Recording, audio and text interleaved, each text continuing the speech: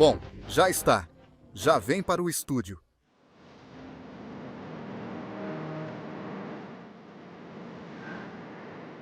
Cumprimenta ao resto da equipe, nossos colegas de maquiagem.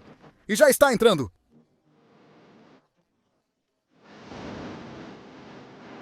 Ao estúdio de Minuto Uno. Já vão microfoná-la, como se diz na gíria.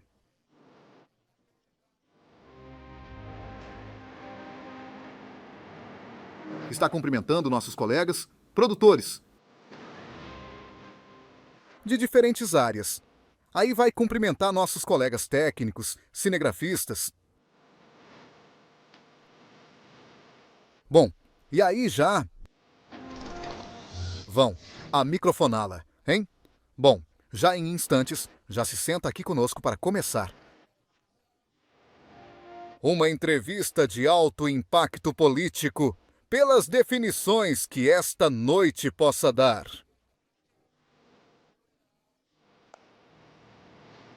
Cristina Fernandes de Kirchner.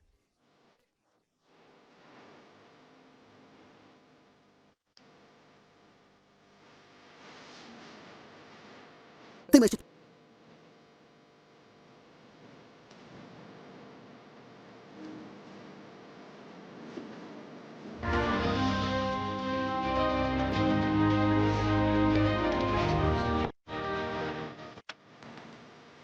Bem, com alguns detalhes técnicos que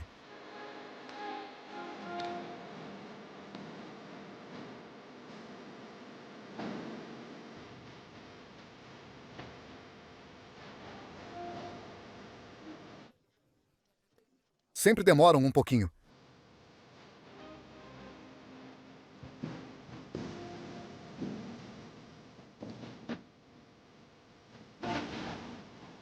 Bem, já está para entrar. Cristina, estamos esperando você aqui. Olá, olá, olá. Boa noite. Bem-vinda. Bem-vinda, que tal? Um prazer. Obrigada. Hoje você está vestido de terno, Bem, corresponde. colete, Tudo. É adequado. escarapela como corresponde. Hoje é por casa como estamos, hein? Sim. Olá, pessoal. Ariel, Totó, Como vai? Como estão? cavalheiros, levantem-se para cumprimentar a dama. Como estão? Como vai? Como você está, querido? Muito bem. Olá, Cristina. O que você faz? Como estão? Este é o famoso Toto Bonairense, Cristina. O famoso Toto Bonairense? Hoje eu venho com o penteado do de sempre. Já não tenho mais esse penteado. Opa, que pareço. Faço o que posso. Eu te avisei que aparecia na câmera. Bom, como estamos, Cristina? Muito bem. Quanta gente, que recepção linda, hein? Sim, muito bonito tudo. Sempre as pessoas são... Água. Sim, por favor. Já estamos no ar? Sim, claro. Tudo no ar. Ah, bom, olha. Tudo ao vivo. Não há nada a esconder. Ao vivo. Aqui a luz está totalmente acesa. Não há Sim, bem, hein?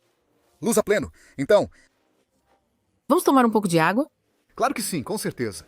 Bem, como estamos? Bem. Bem. Que semanas, não? Hein?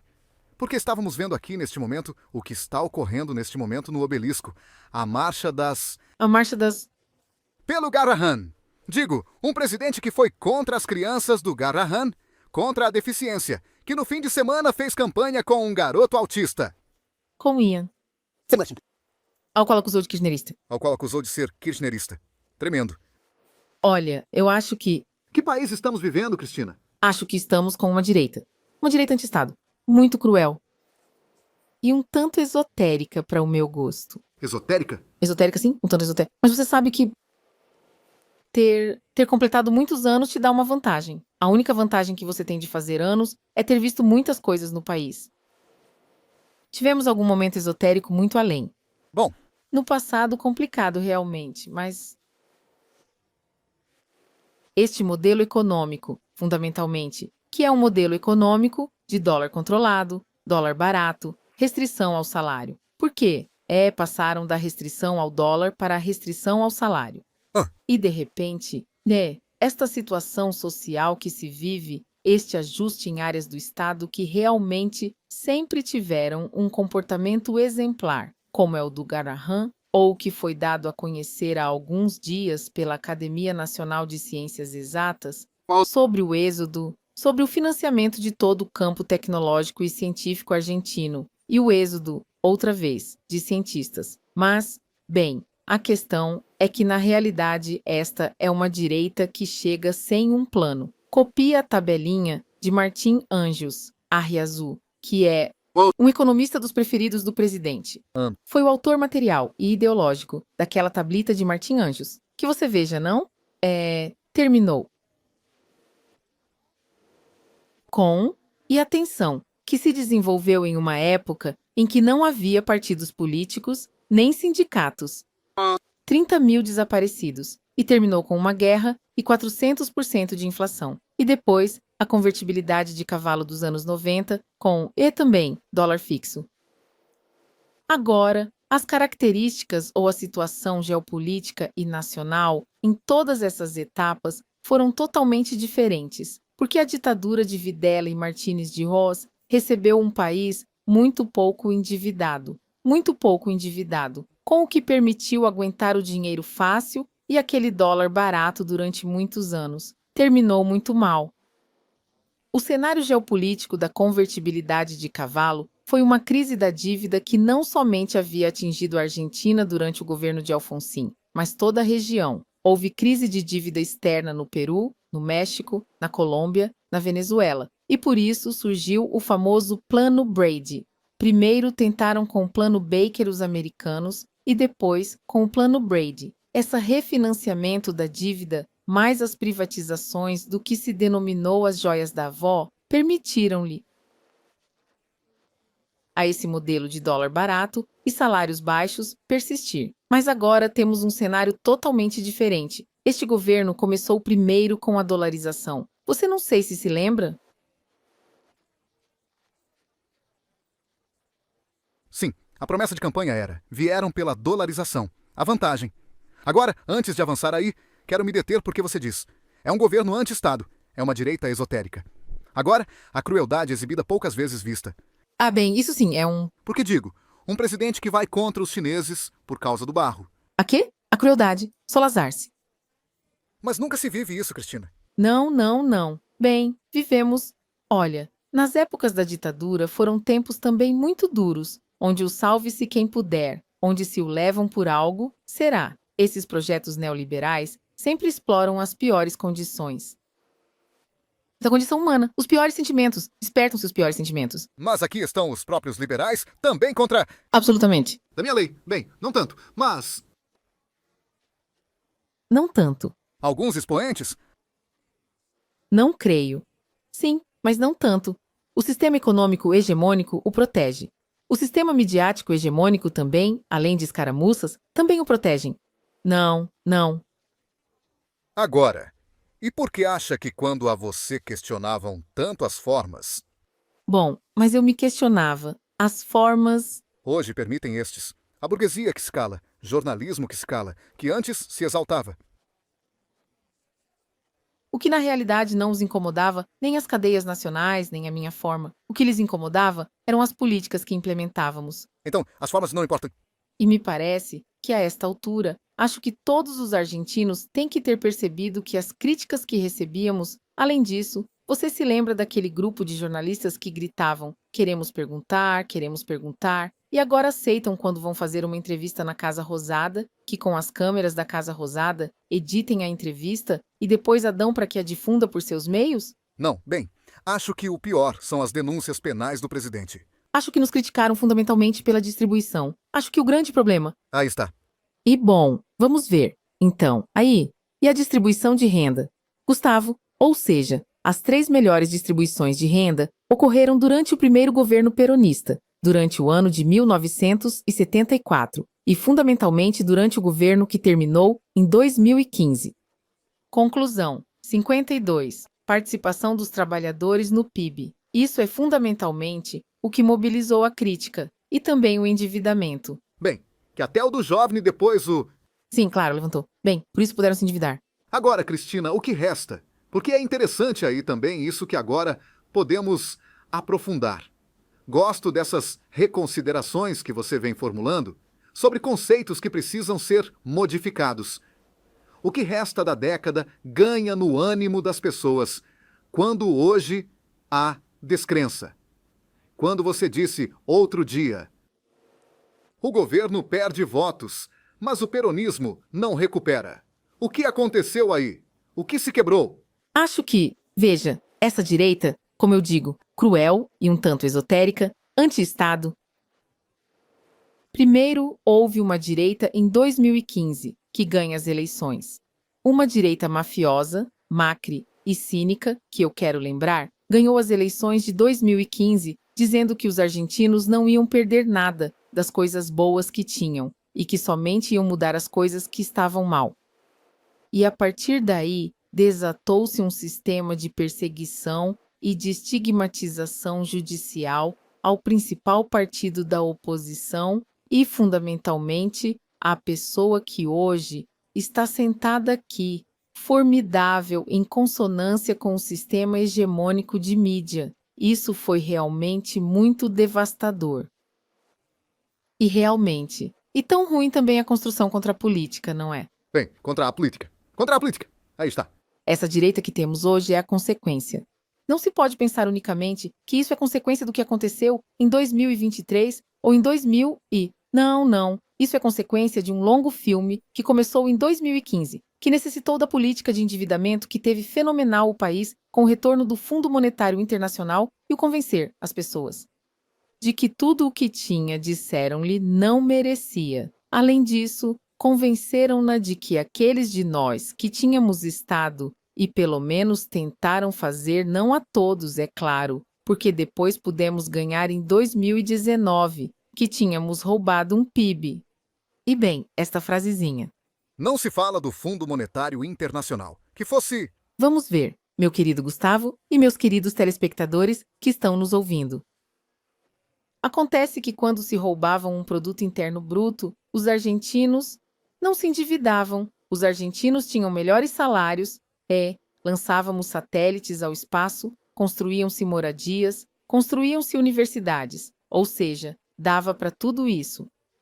Deu para, pagar a dívida com o fundo e reestruturar a dívida externa, ter os melhores salários, ter novas universidades em todo o subúrbio e em todo o país. Quando terminamos, cada província argentina tem uma universidade pública nacional. Deu para tudo isso? E quando chegaram os honestos e os transparentes, não deu para nada e receberam um país sem dívidas? Parece-me que são, digamos, perguntas a formular também. Cristina, e que relação há? Porque agora a unidade parece, não é? Hoje Macri disse, para o bem da Argentina temos que criar listas para acabar com o kirchnerismo de fome na província de Buenos Aires. E que diferença há entre o que você denomina a direita mafiosa do macrismo com esta direita? Há pontos? A direita. A direita mafiosa foi fundamentalmente bom, vamos ver, tarefas de espionagem, mas não apenas contra os opositores. O governo macrista acabou espionando seus próprios dirigentes. Espiou Rodrigues Larreta, espiou Santilli, fez do espionagem uma, que já vinha inclusive com a própria família do presidente, que se espionavam entre si, e além disso, o instrumento do poder do partido judicial, sobretudo o setor opositor. Isto é uma direita máfia e cínica, porque além disso, paralelamente a essas tarefas de estigmatização, de perseguição judicial, havia uma espécie de cremos na independência do poder, judicial, quando sabemos perfeitamente que todo o poder judicial está tomado fundamentalmente ou pelo macrismo ou pelo sistema de meios hegemônicos da República Argentina. Não. Sim, claro, absolutamente. Você, veja.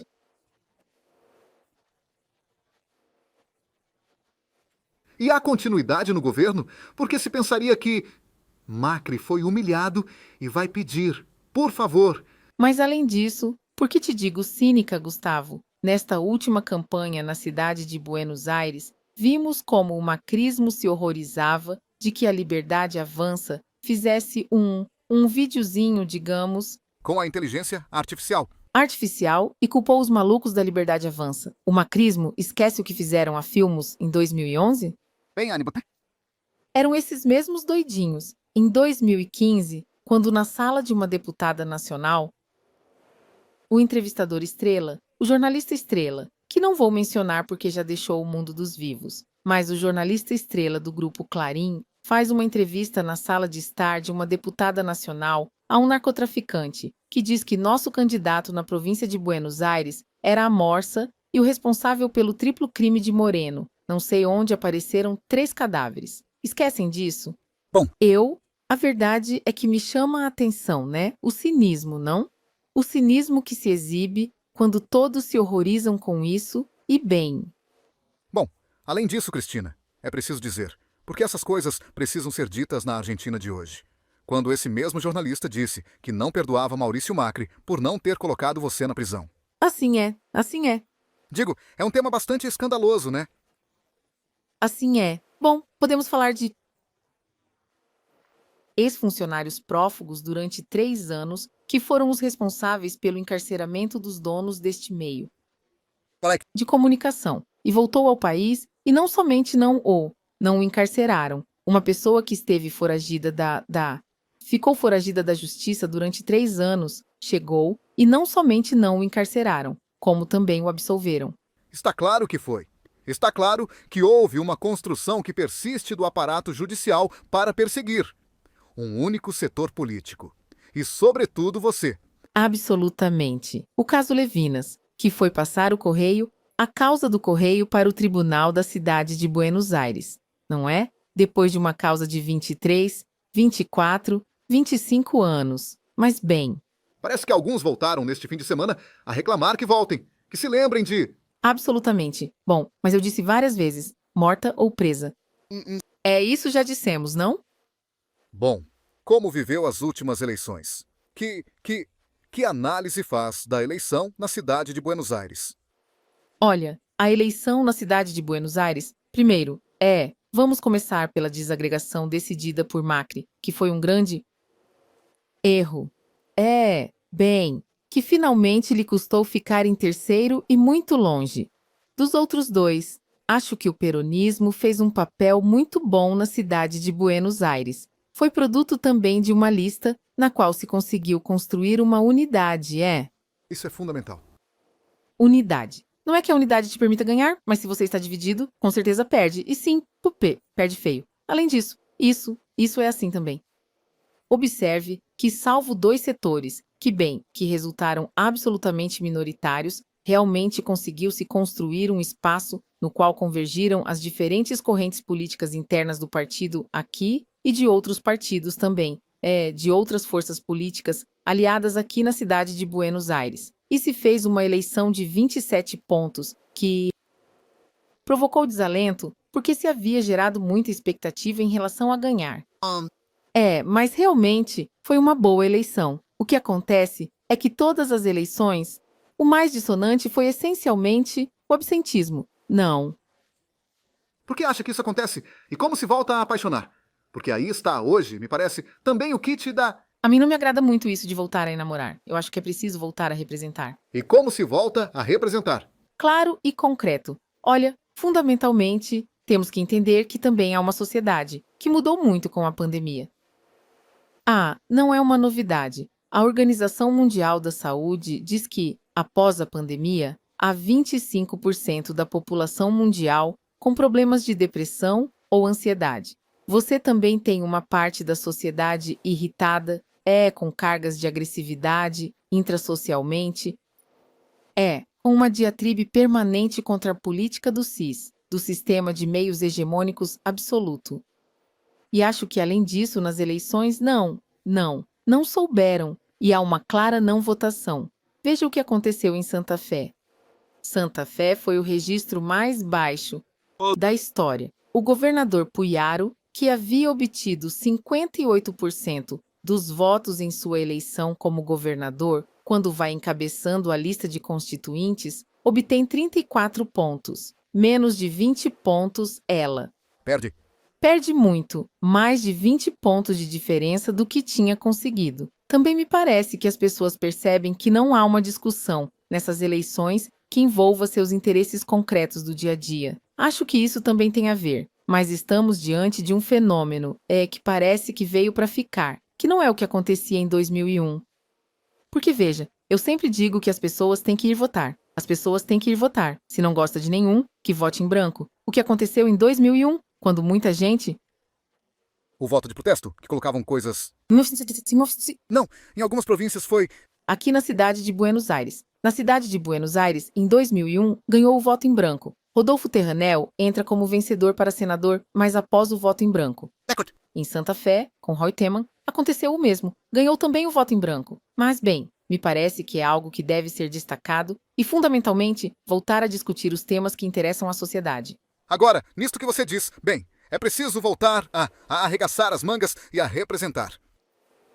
E com o que vem a eleição da província de Buenos Aires, Está chegando a eleição da província de Buenos Aires? onde todos põem os olhos na província de Buenos Aires. E sim, porque é o Bom, é o bastião do peronismo. A província de Buenos Aires, com base em uma política muito forte, o que a conte, o que fizemos o que eu fiz, melhor dizendo, no ano 19. No ano 19, convoquei todos os que, de alguma forma, tinham me xingado durante muito tempo para, vamos a dizer assim, lisa e claramente, e construímos uma lista de unidade. E ganhamos na primeira volta. Ganhamos a província de Buenos Aires. Me parece que foi uma construção. Outro dia eu escutava alguém criticando a unidade do 19. A verdade é que a unidade do 19 a ganhamos. Todos os setores. Ganhamos no primeiro turno, né? E não era fácil. Bom. Porque se construiu. Ou seja, quando eu mudo o cenário, quando naquele 18 de maio anuncio quem vai ser o candidato a presidente, 3 dias depois, essa direita mafiosa me colocava na causa da vialidade. Com isso, quem era a candidata natural do Partido Justicialista? Totalmente. Que era eu, ia estar sentada durante meses. Você veja que no mês em que eu tinha que sentar, que eu tive que sentar ali, tinha que apresentar a candidatura de presidente. Mudamos o cenário. Mudamos o cenário. Totalmente. Bem, Uma estratégia vencedora. Depois, talvez a pessoa... muitas vezes, sabe o que acontece? Que quando alguém chega em nome ou por um projeto coletivo, do qual talvez não se sinta totalmente parte ou não entende o coletivo que a política tem, acaba em uma aventura pessoal. Mas bem, aqui está uma definição importante. parecia me assumir. Unidade, projeto coletivo, sem aventuras pessoais. Sem ave, e mais claro. Isto é toda uma definição para o que vem a seguir. Mas isso foi o que fiz em 19. Não é que eu dei um passo generoso para o lado para... Não, não, não. Era preciso fazê-lo porque o sistema hegemônico judicial e midiático e econômico da República Argentina havia colocado quem era a figura mais representativa e mais chamativa no banco dos réus. Era preciso mudar o cenário e nós o fizemos. Bom, se depois as pessoas não entendem, ou aqueles que deveriam exercer essa representação não entendem do que se trata, então também há que nos responsabilizar, nós que construímos essa estratégia vencedora. E em 23 foi exatamente o mesmo. No ano 23, vamos ver se lembramos. Porque é bom fazer esse exercício de memória, Gustavo. Em 23, desde o governo queriam levar Daniel Scioli como candidato. Assim como estou te dizendo, meu candidato a presidente era o Ado de Pedro, o ministro do Interior. Quando se decide fazer uma lista de unidade e vai o ministro da Economia, Sérgio Massa, como candidato, eu exigi que fosse através de PASO. Porque eu queria abrir uma PASO para que pudessem participar os que queriam e antes. Gente, Eu era favorável às PASO, hein? Eu era favorável às PASO, hein? A participação. mas eu acho que as PASO em algum momento terão que ser reinstaladas. Sabe o que é preciso fazer, Gustavo? É preciso modificar a Constituição para que se vote a cada 4 anos, não a cada 2. E que se vote... Não avance tanto. Aí vamos retomar. Que sigo. Espera um segundinho porque é muito interessante. E... no meu gabinete de vice-presidente, construímos essa unidade que pressupunha primeiro entrar no segundo turno e conservar a província de Buenos Aires. Essa não foi somente uma estratégia que eu planejei. No meu gabinete se reuniram o ministro da Economia, que era Sérgio Massa, o ministro do Interior, que era Vado de Pedro, o governador da província de Buenos Aires, que é Axel Kicillof, e o deputado nacional Máximo Kirchner. Não é Cristina, decidiu. Que lindo que isso se saiba, hein? Mas que alguém... Onde está a câmera? Vamos ver. Ei. Onde está? Ali, coloradinha no ponto onde é. Ali, muito bem, ali. Bom, se eu estou dizendo que alguma das pessoas que estou mencionando, diga publicamente que estou mentindo. Ou seja, isso foi decidido assim, porque o eixo... O gesto de unidade. Isso não é para todos. Absolutamente. O objetivo era primeiro conservar a província de Buenos Aires, não perder. Porque vínhamos do Fundo Monetário, vínhamos de trabalhadores registrados que pela primeira vez em um governo peronista eram pobres. Vínhamos com muitas dificuldades. Você se lembra que eu tinha dito lá por dezembro de 2020 que era preciso alinhar salários? Porque senão o crescimento ia ser levado por 4 espertos. Bom, o crescimento foi levado por 4 espertos. E terminamos com trabalhadores registrados abaixo da linha de pobreza. Primeira vez no peronismo que isso acontecia. Mas essa estratégia de conservar a província de Buenos Aires, com base em um processo de unidade, poder entrar no segundo turno.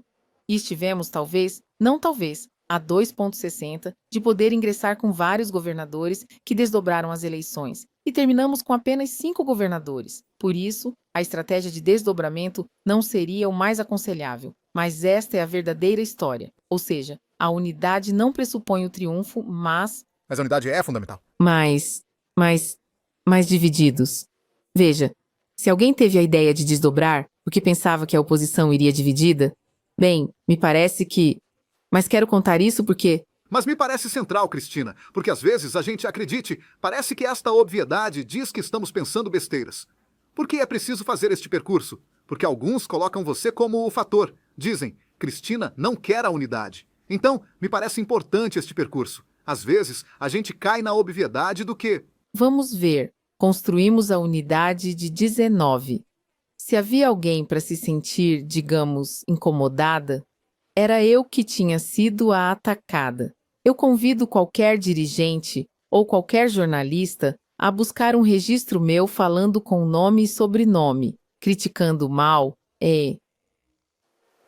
a outros dirigentes. Normalmente, É verdade. não faço isso. Além disso, aqueles que cansaram de me criticar nos canais de televisão, aqueles que cansaram de atos me criticando e dizendo-lhe Bia, terminaram em um processo de unidade que nos permitiu que o macrismo... Teria sido tremendo que o macrismo ganhasse as eleições e convalidasse o endividamento com o fundo, e convalidasse, aumentos de tarifas, e convalidasse, tudo o que havia acontecido nesses 4 anos. Vem aí a eleição de Buenos Aires. Assim é. Vai ser candidata? Sim. Vai ser candidata. Simulação. Mas já tinha dito isso, inclusive em várias reuniões. Porque aquele tinha dito que não. Não acreditava. Candidata aonde? Por que tão incrédulo? Na terceira sessão eleitoral, tal como se disse. Tinha dúvida de que seria na terceira, levando em conta a legislatura de Buenos Aires. Mas alguém pensa. Mas não é um problema da legislatura de Buenos Aires. É um problema de senso comum. Alguém concebe que se o peronismo não vai bem em setembro, nas eleições provinciais, no que é o bastião do peronismo, poderemos ir bem em outubro? Mas além disso, alguém pensou que se não formos bem em setembro, isso pode irradiar não apenas as eleições bonaerenses em outubro, mas para todo o país todo. Escuta, estamos recolhendo. Outra, a primeira reação, hein? Ao vivo, hein? Estamos reelegendo. Estamos indo a eleições em 8 províncias, para senadores, que são 8 províncias onde foram eleitos os senadores com a cédula presidencial. Estamos indo para essa melhor eleição, que o peronismo fez em 2015, que foi 48. Exatamente. No primeiro turno, e obtivemos, exceto no caso da cidade de Buenos Aires e em Entre Rios, no resto das demais províncias, ganhamos em todas as senadorias. É o que se renova agora. Como vai irradiar se houver um mau resultado eleitoral, um mau comportamento eleitoral do peronismo na província de Buenos Aires para o resto do país? Por isso falávamos da inconveniência da desagregação. Não era um capricho. Vamos ver. Veja, Gustavo. Veja, Toto. A província de Buenos Aires foi governada por alfonsinistas, por menemistas, por dualdistas, por kirchneristas, por macristas, e nunca se desdobrou. É uma província muito grande. É grande. São 308 mil quilômetros quadrados. São 135 municípios, 17 milhões de pessoas que vão ter que ir votar com um intervalo de 7 semanas, em uma pelos deputados provinciais e na outra pelos deputados nacionais. Por isso, víamos absolutamente por isso e por outras razões, absolutamente inconveniente, mas já está. Bom, acho que então o que precisamos fazer é ir trabalhar e ajudar e dar o nosso melhor para que o peronismo possa fazer a melhor eleição possível na província de Buenos Aires. Simulation. Você considera que realmente a data de 7 de setembro não pode ser alterada? É definitivo ou não? Olha, você sabe que Te digo porque você falou que foi um erro desdobrar na cidade de Buenos Aires, que é o mesmo também. É impossível, Fá, fazer uma eleição não nacional na cidade de Buenos Aires também. absolutamente. Repetidamente disseste os riscos de desdobrar. Acho. É como ir ao precipício. Eu nunca pediria a nenhum governante que mudasse sua decisão. Talvez eu também não faria no lugar dele. Mas tudo. Vamos ver. Se eu tomei uma decisão e se eu faço como. Fui presidenta por 8 anos. Sim, tivesse tomado uma decisão baseada em pressupostos fáticos que depois não aconteceram, ou se modificaram, ou desapareceram, eu revisaria a minha decisão. Europa. Mas vou dizer algo que a vocês não vai agradar, a nenhum dos três, porque são homens os três, mas sabe que os homens não fazem política da mesma forma que as mulheres. O homem sempre tem uma coisa de querer impor, como que se não se faz o que ele diz, é como se perde. Eu nunca tive esse problema. Se eu tiver que me retratar e dizer, não, isso está errado, porque me equivoquei, ou porque desapareceram os pressupostos fáticos, eu faço isso. Mas isso nunca pediria nada a ninguém. Eu acredito nesse sentido que todos devemos colaborar para Bem, mas aí há uma decisão. que façam as melhores? Aí há uma decisão. Você acaba de dizer algo que não é menor, Cristina. 2 vezes presidente, vice-presidente, foi senadora pela província de Buenos Aires. Volta, porque muitos, quando eu comentava aqui a possibilidade, diziam, mas como? Legisladora provincial. Claro, não sei, Aí é onde você... Esses são os que acreditam que a política é um escalão, no qual você vai subindo, ascendendo. Olha, vou lembrar aqui de um companheiro como Coque Capitanich. Coque Capitanich foi, 2 vezes governador naquele momento, não é? Agora foi 3 vezes governador, mas naquele momento foi 2 vezes governador. Tinha sido meu chefe de gabinete de Duhalde, e depois de ser meu chefe de gabinete, foi candidato a intendente de resistência para ajudar o peronismo a ganhar a província do Chaco. Isso é o que você falava no domingo passado sobre a militância política. Não, deixar de lado as mesquinharias e os egos. E você tem que ir para o lugar onde mais serve no momento em que é oportuno. Eu vejo a política dessa forma. Vejo a porque fundamentalmente, para mim é isso, é resultado. E é apostar para que o projeto coletivo avance. Isso é o que sempre fiz. Bem, e além disso, Bastião e terceira sessão eleitoral, que é uma província. Assim que está, além disso, absolutamente subrepresentada, como todo o conurbano bonairense. É um problema na província de Buenos Aires que, o conurbano bonairense tem muito menos representação que o interior da província, com muito menos quantidade de pessoas que vivem no interior. Ou seja, acredito que é uma coisa que também, oportunamente, deveria ser pensada. E reativa, Cristina, porque digo, eu falava muito, e a senhora sabe. Que não ia fazer isso. Não, falava muito com Alfonsin, que Alfonsin dizia, até o último fio, a gente é militante da política. Absolutamente. Claro. Mas não só isso, na necessidade que as pessoas têm. Eu vi hoje estive olhando e acompanhando toda a manhã o assunto da tabela de La Salada. De La Salada. Os testemunhos. Também. Eu dizia, mas que governo tão contraditório. Você ouve o presidente dizer que os empresários que fugiram com centenas de milhões de dólares ou milhares de milhões de dólares, ou seja, que são evasores, são heróis nacionais. E resulta que, ao mesmo tempo, ele vai e fecha La Salada, porque são informais, porque não pagam impostos. Não, e quando pedem para vender os dólares do colchão, pedem... Vamos ver. Por que liberdade para os ricos e não liberdade para os pobres? Porque, em última análise, é assim como esse versinho de os seus dólares, a sua decisão, o seu trabalho, a sua decisão. Hoje, as pessoas pediam por trabalho. Eu conheço uma mulher que dizia que, por favor, já lhe dessem trabalho de limpar, passava o WhatsApp pela televisão, o número, porque não tem o que comer. Então, me parece que há uma coisa de é muito para os ricos e nada para os pobres. Ou seja, se você está fazendo a ideia que fizeram agora de, por exemplo, com isso de teus dólares, tua decisão de não pedir comprovantes até os 50 milhões de pesos. Se não pedes comprovantes para aqueles que podem ter 50 milhões de pesos, por que pedes comprovantes aos feirantes de La Salada? É uma incongruência absoluta. É o ponto da contradição. Ou seja, se houver liberdade, vai haver liberdade para todos. E como você recebe isso?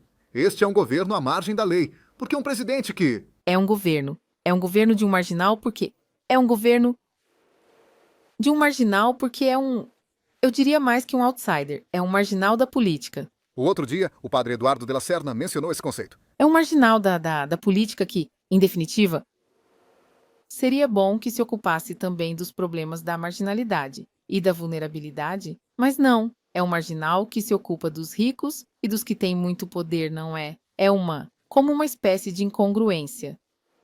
Você diz, bem, claro, mas por que então tem, segundo as pesquisas de opinião, um amplo consenso? Porque o dólar barato e a sensação de estabilidade, isto vimos durante a ditadura, vimos durante a conversibilidade. E não é somente as pessoas que viajam ao exterior. É aquele que, através de um aplicativo chinês, consegue roupa na porta da sua casa por um serviço de correio, pela metade do preço de que se pode conseguir, inclusive, no lugar mais barato, na Rua Avelaneda. Agora, isso tem possibilidades de durar? Não. Veja, eu trouxe aqui, que é uma coisa da qual estou muito interessado em falar. Isso foi publicado pelo Banco Central na semana passada, Evolução do Mercado de Câmbio e Balanço Cambial. E este é um artigo que o presidente publica e assina na última sexta-feira, 30 de maio. Tempo para o crescimento. Você sabe que é muito interessante. Eu comecei a ler o artigo, por quê? E diz que também deveria ficar claro que pensar em uma estratégia de crescimento liderado pelas exportações também não faz sentido. Veja que diz que crescer por exportações não faz sentido. A mesma pessoa que nos disse que a melhor Argentina foi a Argentina do início do século, que um modelo agroexportador. E a seguir diz que, apesar dos lamentadores do déficit da conta corrente. E por que digo isso? Porque neste relatório do Banco Central há dados que confirmam que o verdadeiro problema que a Argentina tem é o que venho dizendo há muito tempo: sua economia bimodal e a falta de dólares. Sim, desta cor, os verdes. Hoje eu vim de dólar. Alusiva. Alusiva. Sim, de dólar. Isso é o que está faltando. Claro. Este informe diz que em abril, a partir do dia 14 de abril, mais ou menos, que foi quando se levantou o controle, os argentinos compraram 2 bilhões de dólares e formaram ativos no exterior por 2 bilhões de dólares. Diz, além disso, que a conta corrente. O que é a conta corrente? Para que as pessoas entendam de um país, é o que entra e sai em dólares, em bens. Ou seja, os bens que compro fora, e os serviços que pago fora, e os bens que vendo fora, que exporto. Bem, isso está me dando um déficit de mais de 600 milhões de dólares. Quando vou, a conta do balanço cambial do setor privado não financeiro, volto a ter déficit. Sabe qual é a única superavitária? É a do governo com os 12 mil milhões de dólares que o fundo lhe deu. O fundo. Porque quando você vai, neste mesmo relatório, há investimento estrangeiro direto? Não há. Não somente não há. Foram-se mais de 600 milhões. Bem, vão mais dólares para o turismo do que o que entra por vaca muerta. Absolutamente. Então, isso, agora estava lendo hoje, que Bloomberg anunciava que vão entrar outros 6.200 ou 6.100 milhões de dólares, que seria um remanescente que ficou do empréstimo do fundo dos 20 mil e outro remanescente. E voltei que este é um governo dependente do fundo. Absoluta. Dívida dependente. Dívida dependente. Dependente de dívida. Hoje sustentado pelo fundo. Hoje sustentado pelo fundo. Por Estados Unidos, por tudo. Estamos sustentados pelo fundo com um altíssimo nível de endividamento, que se alguém olha as curvas de vencimento, eu disse outro dia, quando falei do 25 de maio, que o default não é um cenário de fantasia distante. Lô, se você vê hoje a curva de vencimentos maus constantes, endividamentos, este fundo que obtiveram agora e que apresentaram como um retorno aos mercados, pagou uma taxa aí, Impressionante, 25% a mais. mas por dentro é isso. Além disso, colocou uma cláusula que permite que se exijam os 1.000. Se você vier com vencimentos até 2030, há uma cláusula que permite que os detentores desse bônus possam pedir a totalidade do bônus até maio de 2027, ou seja, antes da próxima renovação presidencial. É um seguro para que possam sair do país antes da próxima eleição presidencial. Claro, bom, que país paga? Isso é. E eu acho que uma das chaves. Outro dia estiveram reunidos no Partido Justicialista mais de 60 economistas, onde contamos. Continua consultando economistas de outros? Sempre. Há alguma surpresa? Não. E além disso, se houvesse, também não te contaria aqui. Não, um momento. Mas, me parece que temos que definir. Eu adiantei um pouco o outro dia, 25 de maio, temos que definir qual perfil produtivo também vamos fazer. E definir também a questão da dívida, não é? Me parece que é um tema. É preciso redefinir. É preciso rediscutir agora a participação do fundo na Argentina? Absolutamente. Eu acho. Não. E aí, como é que se deve posicionar? Olha, ali é preciso se posicionar. Isso não é algo que discutimos. Isso vou expandir na próxima reunião que tivermos. Já que não pude ir a esta primeira reunião que houve de economistas, de mais de 60 companheiros e companheiras de diferentes grupos. O Partido Socialista está movendo, parece. Sim, movimenta-se o Partido Justicialista, diferentes tribos internas. Mas me parece que uma das frentes com as quais deveríamos explorar uma futura negociação com o fundo, que obviamente não passa por dizer que não vamos pagar porque não faz sentido, mas me parece que deveríamos ir ao que corresponderia à Argentina receber de acordo com a cota que tem dentro do Fundo Monetário. Está claro que os dois empréstimos, este e o de Macri, foram acima do que nos correspondia com a cota. Quer dizer que não somente há uma responsabilidade de quem recebeu, mas também uma responsabilidade de quem concedeu um crédito acima da cota. Há uma denúncia que foi muito bem documentada por Bettina Stein. Sim, mas eu acho que tem que par. Me parece muito bem que avancem as denúncias, que é claro não calei, que nunca cheguei neste bendito. Essas denúncias. As outras inventadas? Não importa.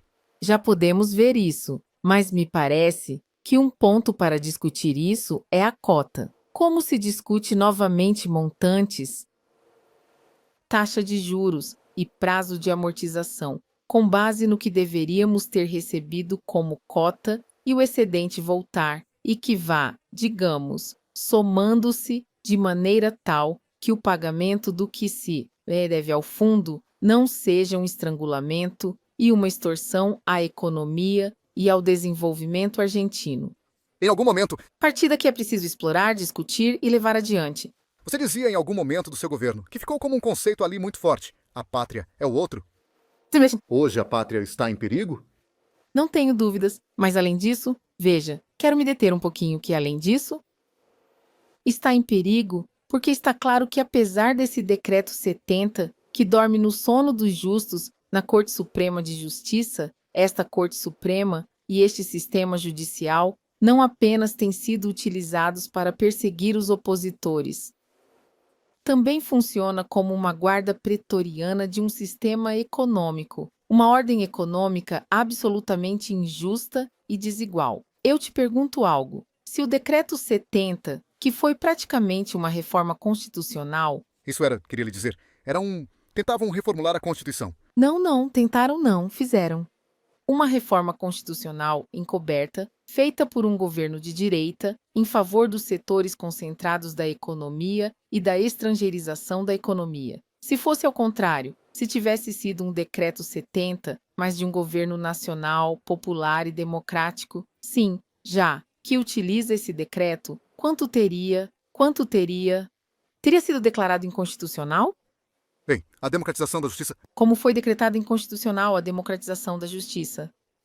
A lei de meios. A lei de meios, que foi suspensa durante anos. Então, quer dizer que não há um sistema judicial que serve somente para perseguir opositores, mas para proteger e sustentar um sistema e uma ordem econômica inequitativa e injusta. Porque esse decreto 70 é absolutamente inconstitucional. No entanto, dorme o sono dos justos. Agora, aí. Porque isso também é um pouco. Digo, é desesperador às vezes essas questões da Argentina. Porque então está tudo formulado para que governem sempre a elite. Não, sempre não, sempre. Como se muda isso? Digo, porque ali houve uma entrega. Como? Como o senhor hoje, como o radicalismo pôde ter acompanhado isso? Como setores do campo nacional e popular? Ligados em algum momento, homens que em algum momento estiveram no justicialismo, puderam acompanhar essa entrega.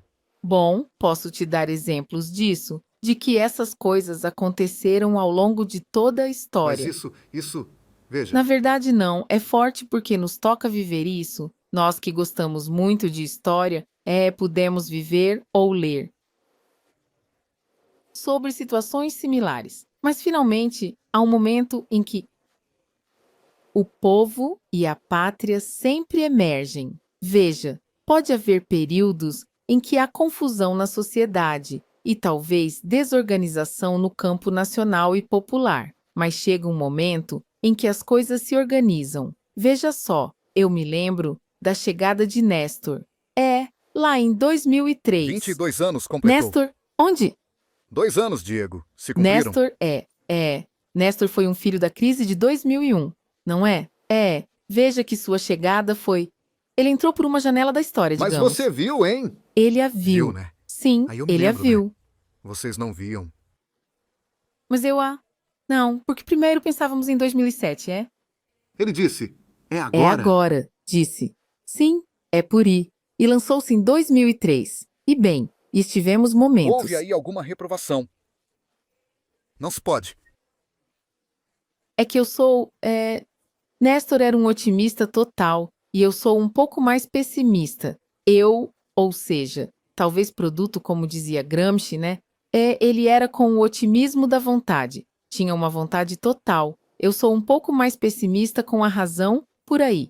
Pela razão, né? Mas me parece que... O estranho que é ser impressionante. Eu tive a sorte quando que gravamos que...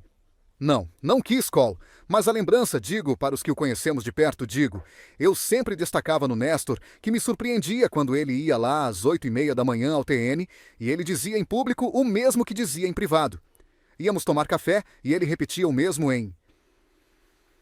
Eu dizia, era fácil segui-lo. Nisso de dizer em público o que dizíamos em privado, foi uma forma nossa de vida. Mais que de militância, não? Éramos muito complementares. Simulação. Eram muito complementares, eu sei. Bem, continuemos. E hoje, digo, ai. Outro dia você destacou muito bem o ato de 25 de maio. Que militante a Tereza, hein? Que discurso, hein? Que discurso, sim, digo. O que eu digo depois deste discurso? Para pegar aqui. Foi assíduo, porque foi impor... Que bom! Que lindas estas organizações que o Pátria está fazendo, além disso pelos setores populares. Você aí tomou um conceito desses sub-40. Muita gente que hoje não tem um primeiro emprego, que está sem esperança de... Aí digo, como você encara agora, irmão?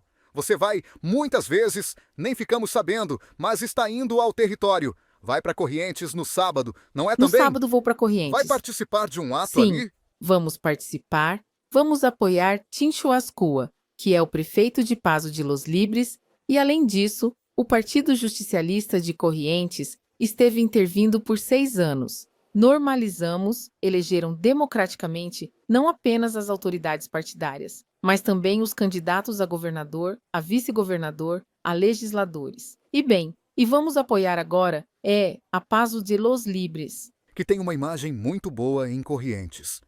Uma Corrientes que, outro assunto, um menino desapareceu e o poder político, judicial, não o procurou mais. Não se perdeu. Bom, roubaram. Claro. Bom, não se perdeu. Roubaram. Não se perde. Eu perco o cinzeiro. Eu perco o isqueiro. Não. Levaram-no. Levaram-no em uma rede de tráfico de menores. Estou absolutamente convencida. Sim. Que tremenda essa coisa, hein? Isso é novamente o discurso contraditório. Você sabe que eu me lembro, com relação ao caso do menino Logan, a verdade é que é um caso que comove, porque eu me lembro que quando estava todos os dias em cadeia nacional por causa do tema de Logan, fizeram uma reportagem com a sua avó. E a sua avó disse que antes também levavam as crianças. Depois veio Kirchner, diz, e começou com a AUH, uma coisa assim, diz, e então pararam de levá-los. Tremendo, né? Não, não, não. Isso, eu juro que me deixou de cabelo em pé, viu? Por quê? Digo, Deus. Agora, que trama de cumplicidade há do poder, que o poder ficou em silêncio e não investigou, hein? Porque essas coisas... Sim. E mais também, Cristina. O que aconteceu outro dia com a juíza de Maradona? Vamos ver. O caso da juíza de Maradona não é uma anomalia, é normalidade. Essa mulher representa a família judicial, filha de um juiz. Acho que se fizerem um censo parental no poder judicial, quem não é primo é sobrinho. A família judicial. Família Judicial. Um dos projetos que apresentamos na democratização da justiça era precisamente para terminar com isso. Bom, agora houve. Ontem, no México, pela primeira vez após a reforma constitucional de AMLO, de Manuel López Obrador, foram votados os membros da Corte e dos tribunais inferiores de todo o México. Foram votar 13 milhões de Impressionante, mexicanos. sim. Muito Eu acho que nós temos que ir para uma reforma onde também isso seja constitucional, porque está claro que nenhuma lei, por uma maioria mais ampla, que constitui nosso projeto de democratização da justiça, que tinha ampla maioria nos senadores, ampla maioria nos deputados e em um mês o declararam inconstitucional. Tem que ir a uma reforma constitucional. Acho que, Ariel, você sobre isso queria consultar justamente, não? Bem, a pergunta é, por quê? Apesar do consenso político que teve essa lei, não conseguiu depois permanecer vigente. Digo, o que é que há que construir por fora para conseguir que uma lei de democratização da justiça sobreviva? Ariel, você é um comentarista e analista judicial. Se a Corte, que é o Supremo Tribunal de Justiça da Nação, te diz, você sancionou na Câmara, você sancionou no Senado com a maioria que requer a sanção de qualquer lei, e em um mês, a Corte Suprema de Justiça, em um mês, se apropria e a declara constitucional, não há forma de solucioná-lo. A López Obrador, no México, aconteceu o mesmo. Por que vai para a reforma constitucional? Porque também tinham tirado uma lei aprovada pelo Senado e pela Câmara de Representantes do México. E, no entanto, a própria Corte a declarou inconstitucional. Então disse, bem, o plano A falhou. Vamos para o plano B. O plano B foi a reforma constitucional. E acho que é o que deve ser feito na Argentina. Mas alguém com um olhar aguçado e crítico poderia dizer, bem, mas foi a Corte que em algum momento reformou o kirchnerismo. Não. O kirchnerismo não reformou nenhuma corte. O kirchnerismo determinou, depois do julgamento político à corte, juízes aos quais, ninguém pode acusar de serem nossos amigos, nem sócios, nem nada do tipo. E, finalmente, os juízes foi se desfazendo, essa corte foi se desfazendo. Foi se desfazendo, Ariel. Esta é a verdade. E hoje temos uma corte de 3 pessoas. E agora que estamos falando de uma corte de 3 pessoas, e hoje você anunciou uma candidatura.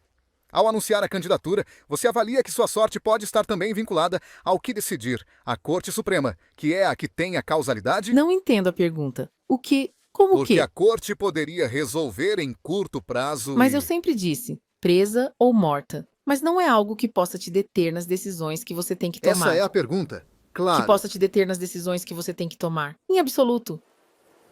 De modo nenhum. Está muito além.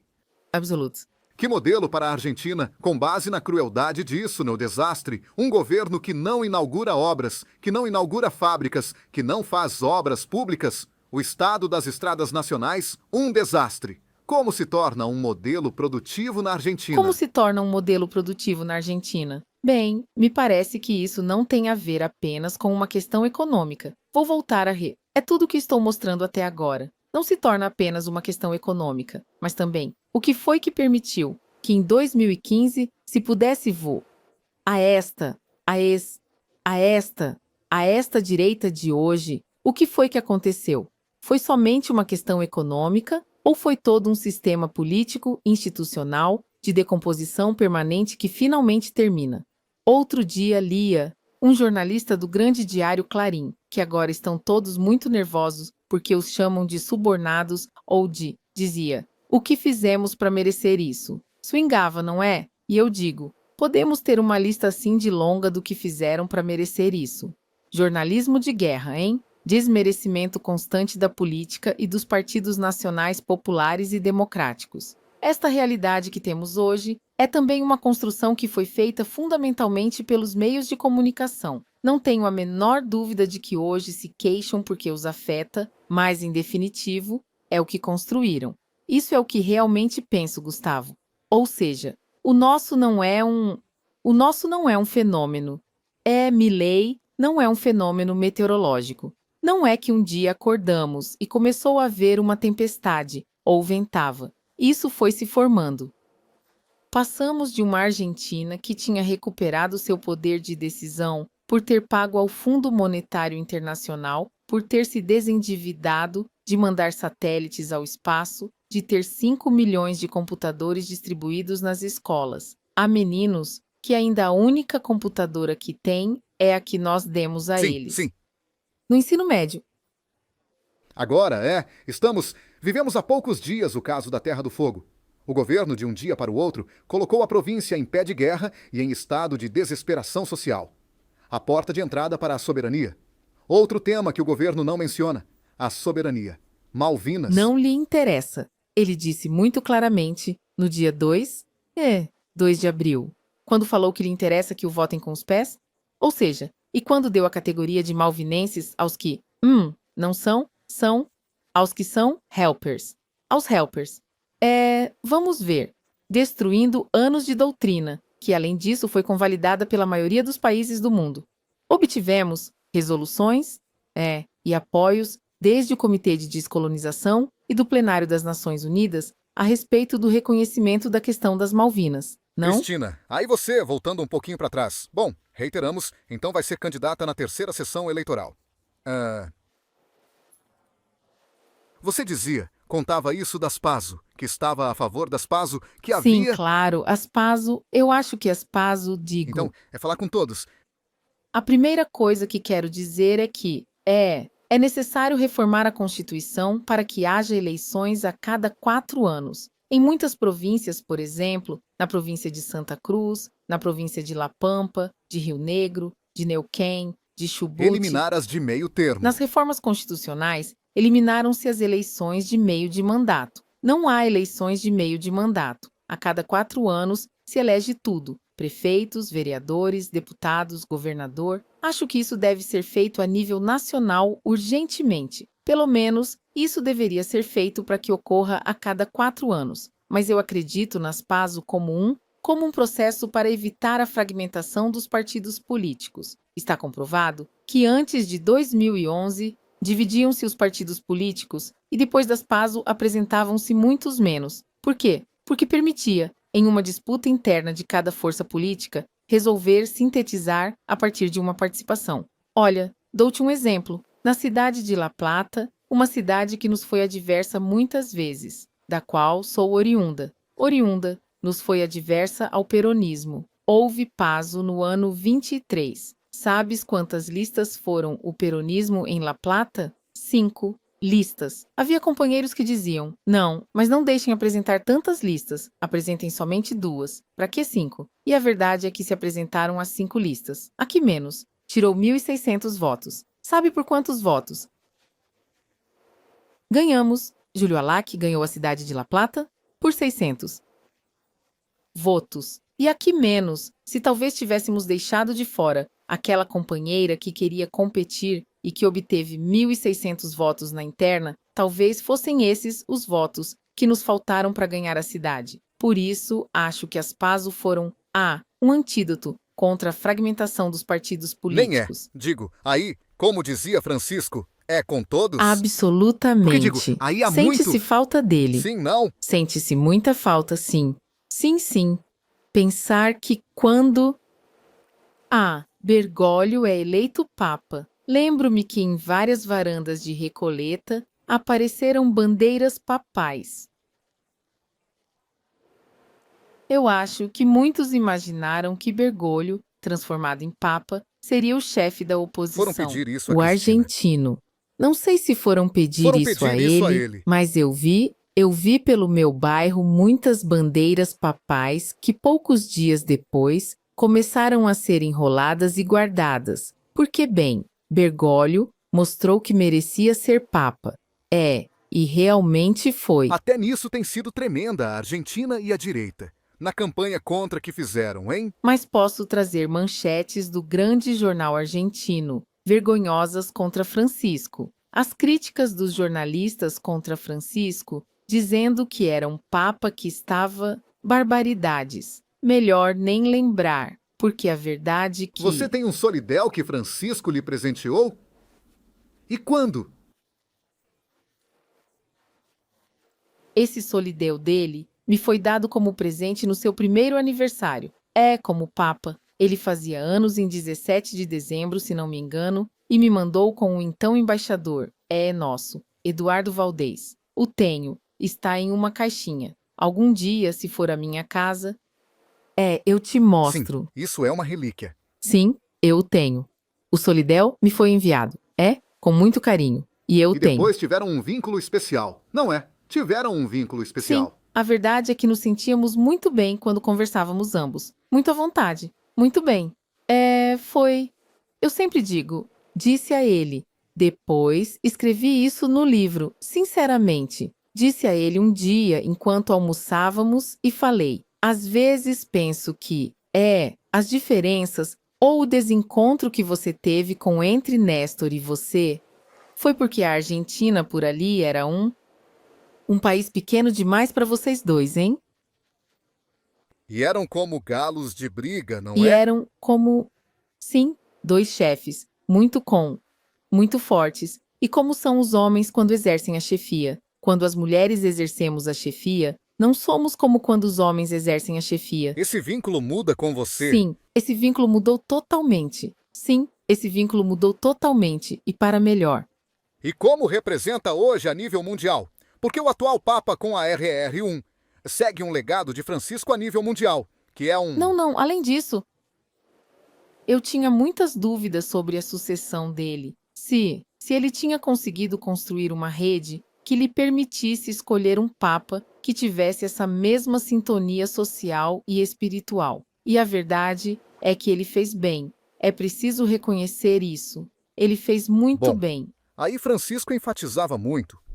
Quando eu o entrevistei em Santa Marta, quando eu perguntei sobre essa preocupação que você mencionava no início do relatório sobre a crueldade da extrema-direita, Francisco a tinha. E eu perguntei como se combate a extrema-direita e ele me disse rapidamente, com justiça social. Assim é. Assim é. Eu acredito, Gustavo, que há processos. Muitas vezes, os processos sociais não coincidem com o cronograma eleitoral. Então, a gente pensa que o resultado de uma eleição joga por terra o que a gente pensa sobre o que deve ser um país, uma política de um país, não é? Me parece que é necessário, como eu disse outro dia, deixar de ser um pouco militantes eleitorais para nos tornarmos militantes políticos e poder ter uma leitura que não vá de eleição em eleição, mas sim poder ver o filme inteiro e não ver apenas o filme que começou com este governo. Porque as coisas sempre quiseram que, quando analisamos as coisas, elas pareçam desconectadas para que não possamos entender, para que não possamos compreender as coisas. Sempre o sistema, a direita, ou como quiser chamar, tentou que houvesse desconexão entre os políticos e sociais para que as pessoas não pudessem entender. Mas muitas vezes, isso demora. Mas finalmente a pátria. E dizia isso, por exemplo, que tanta participação dava Francisco em movimentos sociais, como Juan Graboy. Tem que estar também na linha de frente para construir... Todos. Acho que precisamos também repensar políticas. Precisamos pensar. Isto do Estado que você mencionou outro dia... Eficiente e eficaz, sim. Estado presente, mais Estado eficiente. Mas o que acontece é que quando você vai à emergência de um hospital e não te atendem, ou te dão um horário para daqui a 3 meses, E quando você vai dali a 3 meses estão em greve? Quando você vai a uma escola e sua filha não tem aulas porque você não tem dinheiro para mandá-la a uma escola particular e faltou? E a pública? Ou está de greve? Ou faltou o professor? Ou ele não veio? Ou não? Tudo isso vai gerando no cidadão como incômodo, sobre o qual tem se baseado muito bem. E muitas pessoas achavam que a serra elétrica era para resolver essas coisas. Mas o que acontece é que agora muitos percebem que a serra elétrica entrou em seus lares também, E destrói não? tudo, não! E destrói! Que crueldade! Com muita crueldade. Cristina, viu ela Eternauta? Adorei. Sim? Sim, sim. Bom, vê. Isso é outro exemplo. Isso conversávamos outro dia, quando vimos a conversa de 25 de maio. Uma excelente produção, além disso, destaca como é possível que uma família como a família Westerhage tenha conseguido negociar com a Netflix. Você sabe que um dos principais problemas que tinha, muitos tentaram levar, é a produção de El Eternauta, mas todos esbarravam no fato de que a família exigia que fosse desenvolvida na Argentina, que tivesse argentinidade na Argentina, com atores argentinos, ou seja, exigia o contexto é nacional para uma obra que é profundamente nacional. E como é profundamente nacional, Gustavo, é profundamente universal. Como dizia Dostoiévski, pinte sua aldeia e será universal. E acho que é o exemplo de como podemos, se uma família pôde negociar com um gigante como a Netflix, como nós, argentinos, não vamos conseguir negociar com os interesses estrangeiros de forma satisfatória para o país. Sim, aquela comparação do outro dia me agradou, o que Mas você disse. claro, absolutamente, veja, nunca me esqueço de uma conversa que tivemos com Xi Jinping, o presidente da China, no ano de 2015, quando veio em visita de Estado. E ele me contava como tinham os trens que nos haviam vendido, as locomotivas, tinham toda a tecnologia sueca e alemã, Nokia e Siemens. Bem, eles negociaram com todos os estrangeiros, com a transferência de tecnologia e com investimentos no seu país. Ou seja, este é o modelo. Me parece que, além disso, em um estado como o capitalismo, atualmente em nível global, exige também que temos que repensar o modelo produtivo nacional, o modelo industrial, de acordo com a evolução tecnológica, as condições bimonetárias e a emergência social. Parece-me que é preciso repensar o modelo produtivo, mas sem modelo produtivo. Que se volte a falar de produção que este governo não faça. Não há. Mas veja uma Não coisa. inauguram fábrica, não inauguram obra pública. Mas não há investimento. Não há investimento. Isso que você destacava é O importante. RID, que disseram que iam vir os investimentos, o Banco Central. O Banco Central informa que este ano se desinvestiram em investimento estrangeiro direto quase 1.800 milhões de dólares. Não é que não foram embora. No mês de abril, mais de 600 milhões de dólares. Disseram que depois da Lei Bases e do RID iam vir os investimentos? Bem, isso não acontece. Isso não acontece. Isso, ontem, até com os atores houve repressão por parte do regime, não?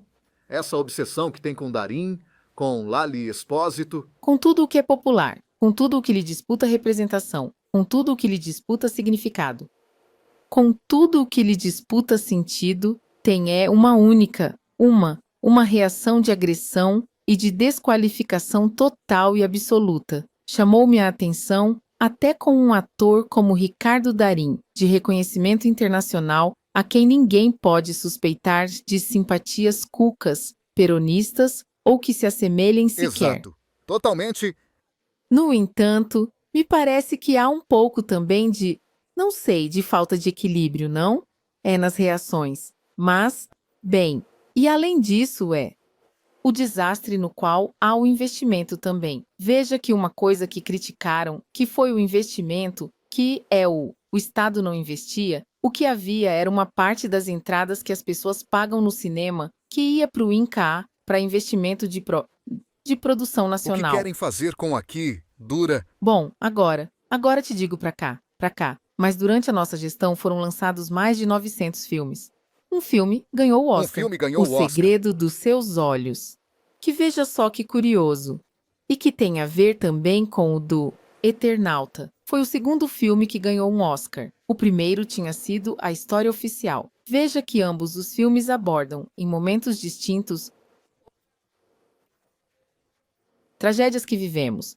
eu não sei por onde começar aqui, né? Como no Brasil, o último filme o único filme que ganhou o Oscar, que também tem a ver com uma tragédia que viveu. Por isso digo que a cultura é muito representativa de uma identidade, né, nacional. E sobre o PACA-PK, eu estou assistindo aqueles videozinhos que vão... Se pensam que os garotos argentinos vão se tornar de Milton Friedman com a Ellie, não entendem nada realmente. Te digo uma coisa, PACA-PK foi um fenômeno que tinha a ver. Primeiro, que os pais colocavam para os filhos verem, Totalmente. que os docentes também o utilizavam. E, fundamentalmente, que falavam das coisas que são nossas. Zamba não falava de Milton. Friedman falava do que falamos e que nos ensinam desde que vamos ao colégio primário, de San Martín, de Belgrano, de Juana Azurduy, da Guerra da Independência. Falavam das nossas coisas. Não era um sucesso de doutrinação, era um sucesso da história nacional. Veja você, eu estava lendo ontem a Pablo Abelluto, que também ninguém pode suspeitar de ser kirchnerista ou cuca. Pablo Abelluto discutia muito conosco sobre o PACA-PK, porque dizia que tínhamos uma visão um pouco tendenciosa. Por exemplo, quando o PACA-PK falava de Sarmiento. Sim, é verdade, não somos sarmientinos, né? Mas ele mesmo diz, o que essa gente quer fazer agora, ao lado das discussões que ele se coloca como se discutisse conosco. Eram discussões escandinavas. Eram discussões. E a verdade é essa.